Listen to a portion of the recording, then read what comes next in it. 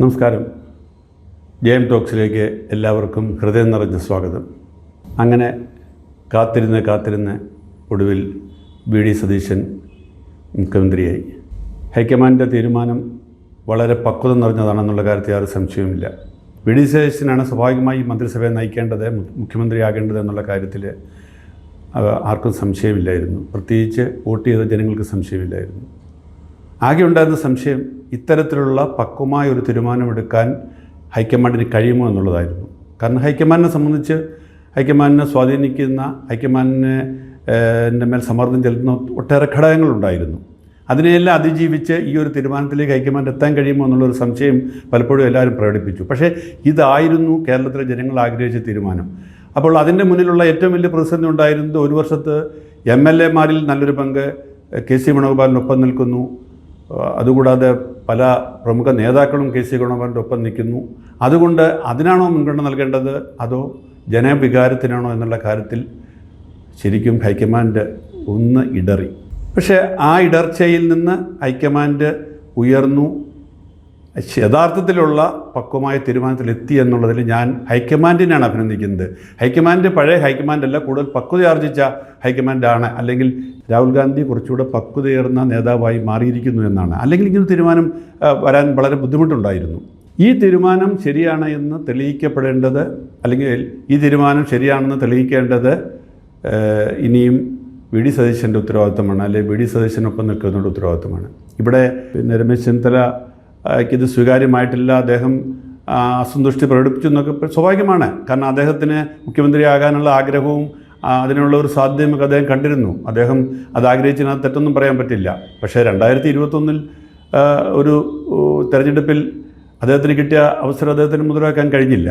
അതുകൊണ്ട് സ്വാഭാവികമായും ഈ തെരഞ്ഞെടുപ്പിൽ ഈ കഴിഞ്ഞ 5 വർഷം പ്രതിപക്ഷത്തെ വിജയകരമായി നയിച്ച വിജയത്തിന് വേണ്ടി കരുക്കളൊരുക്കിയ സതീശന് തന്നെ അർഹതപ്പെട്ടതാണ് എന്നുള്ള ആ ജനത്തിൻ്റെ വികാരവും പൊതുവായ വികാരവും ഹൈക്കമാൻഡ് അംഗീകരിച്ചിരിക്കുന്നു എന്നുള്ളതാണ്. പക്ഷേ ഇനിയുള്ള അങ്ങോട്ടുള്ള ദിവസങ്ങൾ അത്ര എളുപ്പമൊന്നും ആയിരിക്കില്ല. അതും ഈ കൂടെ തന്നെ പറയേണ്ടതുണ്ട്. കാരണം പ്രകടന പത്രിക നൽകിയ വാഗ്ദാനങ്ങൾ പാലിക്കണം.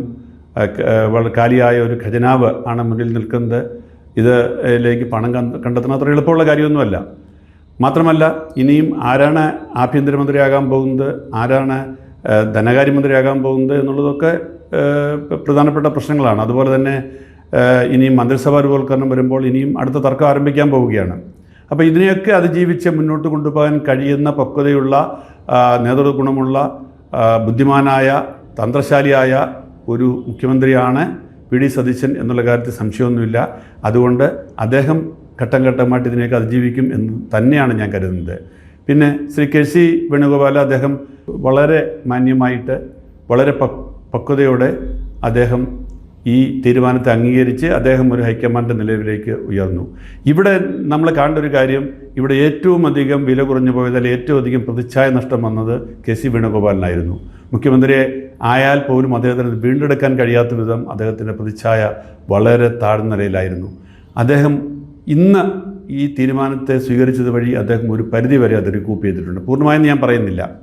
അതുപോലെ തന്നെ ഹൈക്കമാൻഡിനെ സംബന്ധിച്ച് ഹൈക്കമാൻഡിൻ്റെ പ്രതിച്ഛായ വളരെ താഴോട്ട് പോയിരുന്നു. ഇന്ത്യയിൽ ഏറ്റവും അധികം ഈ രാഹുൽ ഗാന്ധിയെയും പ്രിയങ്ക ഗാന്ധിയെയും സോണിയാഗാന്ധിയൊക്കെ സ്നേഹിക്കുന്ന ആളുകളുള്ളത് കേരളത്തിലാണ്. മറ്റുള്ളവരുടെ സ്നേഹത്തെ ഞാൻ തള്ളിക്കറിയല്ല. പക്ഷേ കേരളത്തിലെ ജനങ്ങൾക്ക് രാഹുൽ ഗാന്ധിയും പ്രിയങ്ക ഗാന്ധിയും സോണിയാഗാന്ധിയും ആരാണ് എന്നുള്ളത് നമ്മൾ പ്രത്യേകം പറയേണ്ട കാര്യമില്ല. പക്ഷേ കഴിഞ്ഞ കുറേ ദിവസങ്ങളിലായി അവരുടെയൊക്കെ നിലവാരം താഴ്ന്നുകൊണ്ടിരിക്കുകയായിരുന്നു. ഈ ഒരൊറ്റ തീരുമാനത്തിലൂടെ വി.ഡി. സതീശനെ മുഖ്യമന്ത്രിയാക്കിയത് വഴി രാഹുൽ ഗാന്ധിയുടെ നഷ്ടപ്പെട്ടുകൊണ്ടിരുന്ന പ്രതിച്ഛായ വീണ്ടെടുക്കാൻ കഴിഞ്ഞു. അത് തീർച്ചയായിട്ടും ഈ ഹൈക്കമാൻഡിൻ്റെ ഞാൻ സത്യത്തിൽ ഈ തീരുമാനത്തിൽ വി.ഡി. സതീശൻ മുഖ്യമന്ത്രി ആയതുപോലെ ഞാൻ കാണുന്ന ഒരു പ്രധാന സംഗതി, ഇവിടെ ഹൈക്കമാൻഡിൻ്റെ പ്രതിച്ഛായയും അതിനൊപ്പം ഉയർന്നു എന്നുള്ളതാണ്. സ്വാഭാവികമായിട്ട് ഇനി ഒട്ടേറെ പ്രശ്നങ്ങൾ ഹൈക്കമാൻഡ് തരണം ചെയ്യേണ്ടതുണ്ട്. ഒരു വശത്ത് അതൃപ്തിയോടെ കെ.സി. വേണുഗോപാൽ നിൽക്കുന്നു. അദ്ദേഹം തൃപ്തനാണെന്നും അദ്ദേഹം പിന്തുണ നൽകുന്നൊക്കെ പറഞ്ഞാലും സ്വാഭാവികമായും കെ.സി. വേണുഗോപാലിൻ്റെ മനസ്സ് നീറുന്നുണ്ടാവും. രമേശ് ചെന്നിത്തലയുടെ മനസ്സ് നീറുന്നു. രമേശ് ചെന്നിത്തലയ്ക്കൊപ്പം അദ്ദേഹത്തെ പിന്തുണച്ച് നിൽക്കുന്ന ചില സാമുദായിക നേതാക്കളുടെ മനസ്സ് നീറുന്നുണ്ട്. ഇതൊക്കെ പ്രതിസന്ധികളാണ്.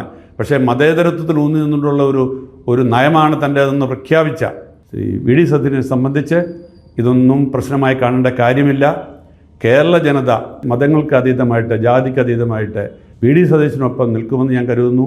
അതിനൊപ്പം ഇപ്പോഴത്തെ ഈർഷ്യയും വിഷവുമൊക്കെ മാറി സതീശനും കെ.സി. വേണുഗോപാലുമൊക്കെ രമേശിന് പിന്തുണ കൊടുക്കേണ്ട സമയമാണിത് എന്ന് തന്നെ ഞാൻ കരുതുന്നു. അതുകൊണ്ട് അവരും ഇപ്പോഴത്തെ ഒരു മാനസികാവസ്ഥയിൽ നിന്ന് മുക്തമായി അവരും പ്രത്യേകിച്ച് രമേശ് ചെന്നിത്തല ഈ കാര്യത്തിൽ ഒരു പുനർവിചിന്തനത്തിലൂടെ സത്യത്തിൽ ഈ സർക്കാരിന് പിന്തുണ നൽകാൻ തയ്യാറാവണം. അദ്ദേഹത്തിനെ സംബന്ധിച്ച് അദ്ദേഹത്തിൻ്റെ കാലം കഴിഞ്ഞു എന്നും കരുതേണ്ട, ഇനിയും അവസരമുണ്ട്.